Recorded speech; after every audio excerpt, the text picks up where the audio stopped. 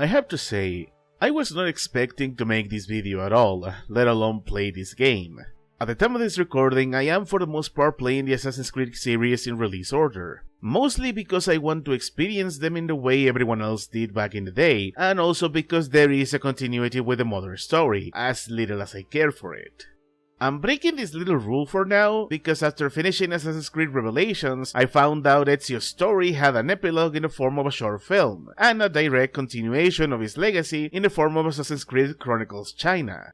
The Chronicles trilogy is a bit infamous among fans because they're a 2.5D platformer spin-off, with the main reason of the infamy being they're taking place in areas fans have been begging to see as the setting in a proper open world, and some just not being fans of the gameplay systems in general.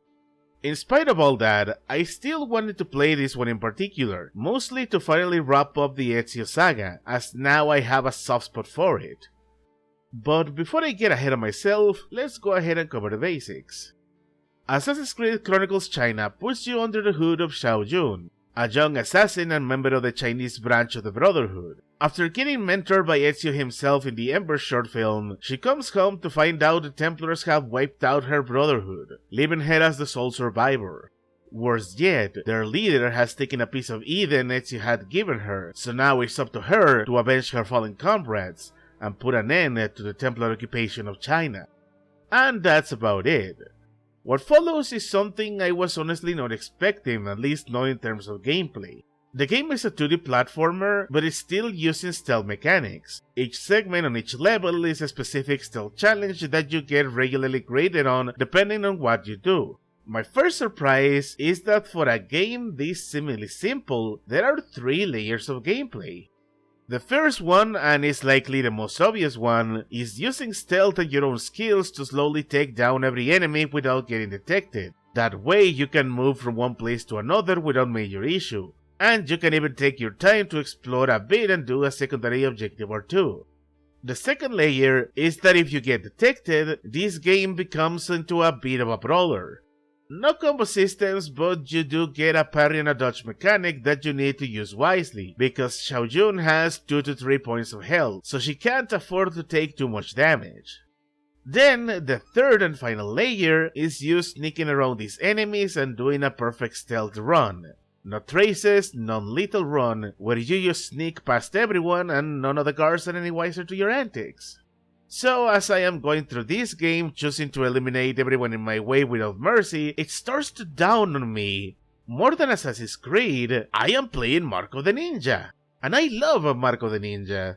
Small side note for context. Marco the Ninja is a 2D stealth game where you are playing the titular ninja whose clan got attacked by enemy forces, and you have to use stealth to either kill all your enemies or just make it to the next area without being detected. So knowing that context, of course I was instantly hooked on this game.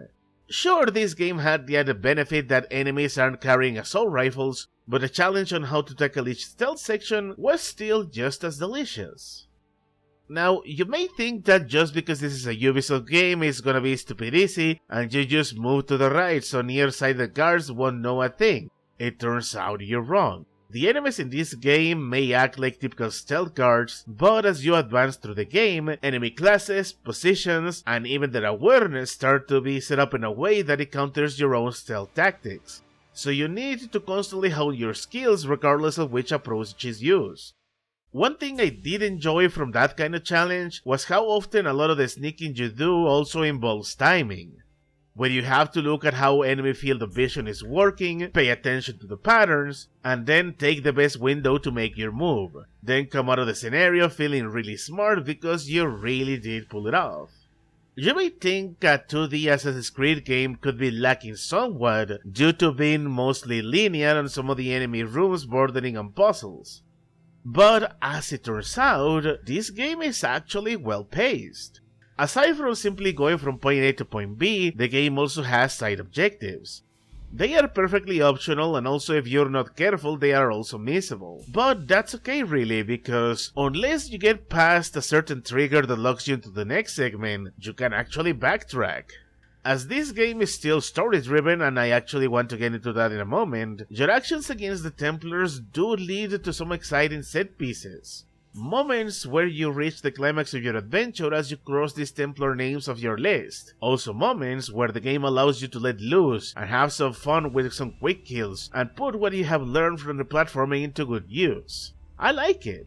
It can even be challenging too, as I did die a few times from them before I made it to the end. But of course, as much as I enjoy this, I think it's best to point out a few flaws, or, well, a few bits of jank, because remember, while this is still an Assassin's Creed game, it is a low-budget spin-off that borders on indie platformers, so a few hiccups are bound to be there.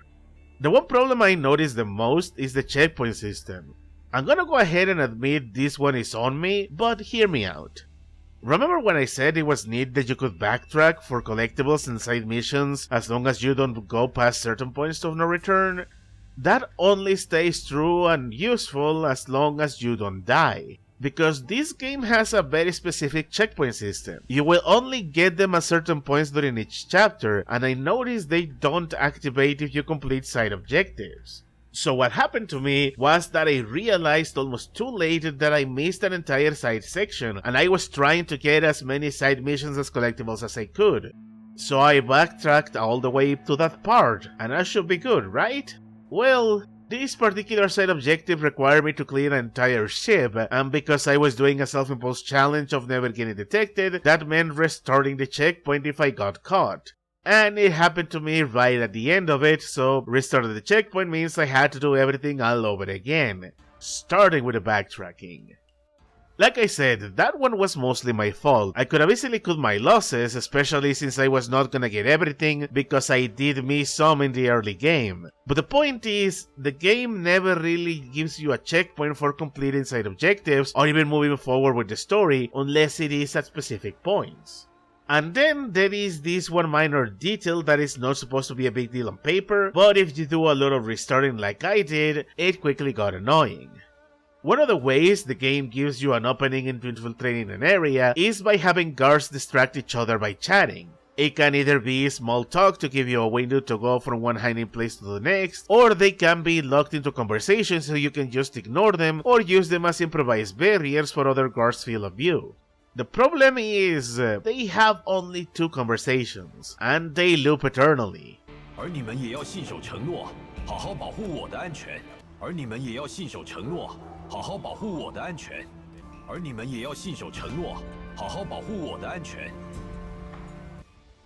Again, it is a minor detail, but if you restart checkpoints as often as I did because I wanted a certain playstyle and no compromise, it becomes very noticeable.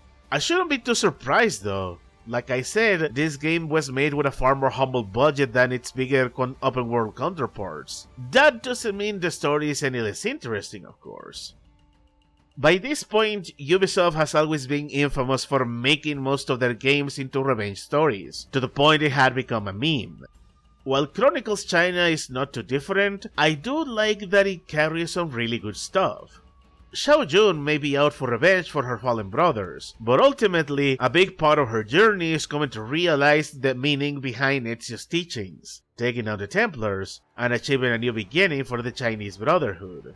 She had it rough, but managing to overcome all of it while also becoming a key figure in the story of the Brotherhood shows just how far this adventure changes her. Also, I just had to play this knowing she is Ezio's final student. Maybe it's because I come from playing all the Ezio games and watching the Embers movie, but I really enjoyed my time playing a story that, in a way, is showing a more direct legacy Ezio is leaving behind. Especially since, in the overall timeline of events, Xiao Jun ends up creating a lot of devices and techniques that we are going to see in future games. So by the end of the day, Assassin's Creed Chronicles China is a very good game.